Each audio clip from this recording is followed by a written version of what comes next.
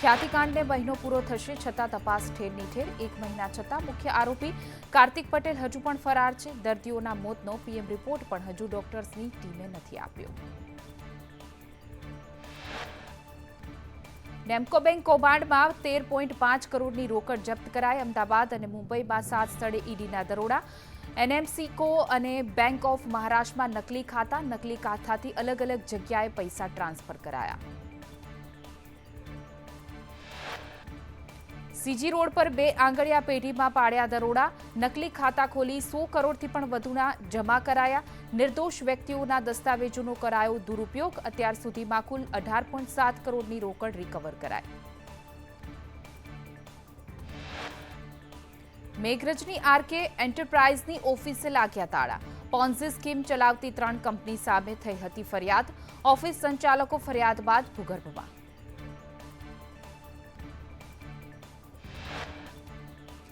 જીપીએસસીના ચેરમેનના નામે ઠગાઈનો કારસો। ટેલિગ્રામમાં હસમુખ પટેલનો ફોટો રાખી fake account બનાવવામાં આવ્યું। ટેલિગ્રામ મારફતે ગઠિયાઓ કરી લોભામણી જાહેરાત।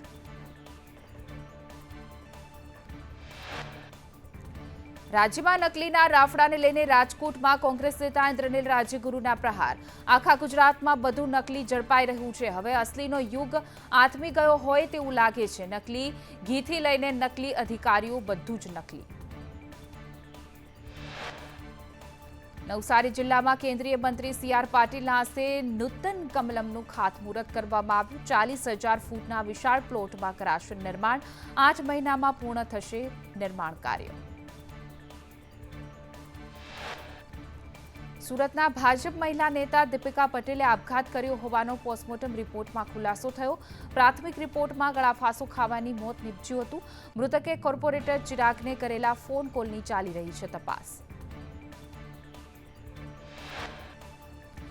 સુરતમાં હીરા વેપારમાં 50 વર્ષના ઇતિહાસમાં પ્રથમવાર ભારે મંદી જોવા મળી। હીરાની કેટલીક નાની ફેક્ટરીઓ બંધ થઈ તો પ્રથમવાર ગુજરાતમાં હીરાની નિકાસ 36.11%।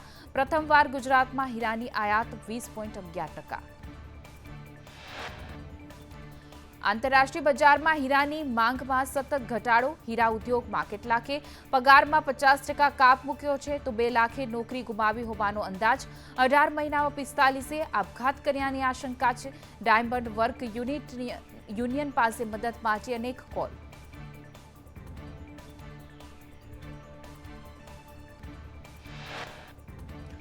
સુરતના બોગસ તબીબ કૌભાંડનો મુખ્ય આરોપી રસેશ ગુજરાતીનો ગુનાહિત ભૂતકાળ।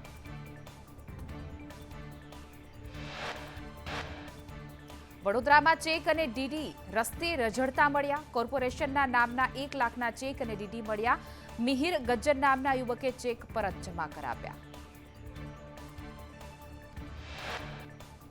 મહેસાણા નસબંધી કાંડમાં ઘટસ્ફોટ થયો। 3 બાળકોનો પિતા હોવાનું બતાવી કરાઈ નસબંધી। 3 ઓપરેશનનો ટાર્ગેટ પૂરો કરવા અપરિણીત યુવકની કરી હતી નસબંધી।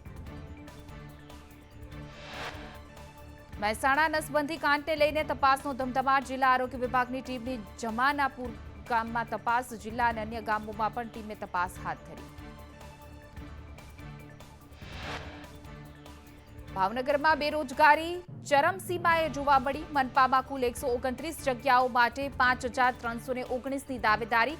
62 જગ્યાઓ ઉપર 1,850 ઉમેદવારે નક્કી કરી દાવેદારી। 1 જગ્યા ઉપર સરેરાશ 30 લોકોએ ઉમેદવારી નોંધાવી। ખેતીથી થતી આવકમાં ગુજરાત કેરળથી પણ પાછળ। કેરળ કરતાં ગુજરાતમાં ખેતીથી રૂપિયા 707 ઓછા મળે છે।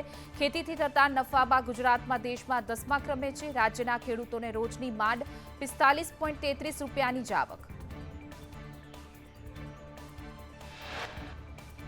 ગુજરાતનો ખેડૂત દર મહિને ખેતી પાછળ રૂપિયા 14,656 ખર્ચે છે, જેની સામે ખેડૂતને માસિક આવક રૂપિયા 15,957 થાય છે।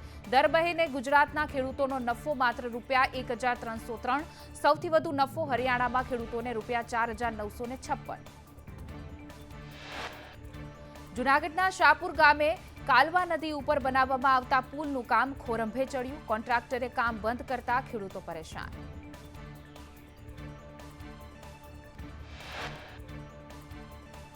વલસાડના બિનવાડામાં ખેડૂતોએ વિરોધ કરી એક્સપ્રેસ હાઈવેની કામગીરી બંધ કરાવી.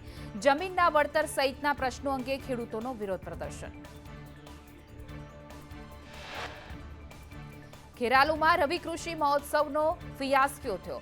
હીરવાણીમાં ખુરશીઓ ખાલી રહી તો વિદ્યાર્થીઓને બેસાડાયા. નેતાઓના ધમપછાડા બાદ પણ ખેડૂતોને કોઈ ખાસ રસ નહીં. ધારાસભ્ય સરદાર ચૌધરીએ કર્મચારીઓનો ઉધડો લીધો.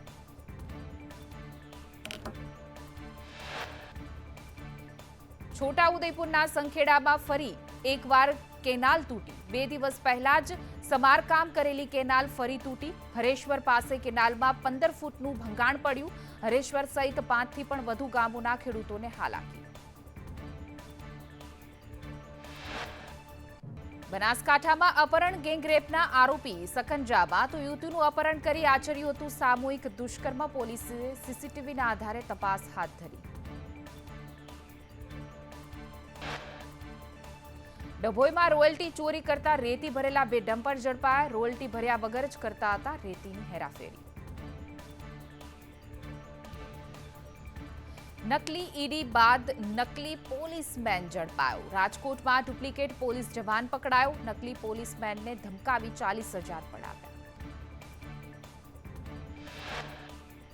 અરવલ્લીના મેઘરજમાં જૂથ અથડામણમાં હોમગાર્ડ સહિત 6 લોકોની ઈજા પહોંચી. ટોળાએ ઉશ્કેરાઈને કારના કાચ તોડ્યા. પોલીસે સમગ્ર મામલે વધુ તપાસ હાથ ધરી.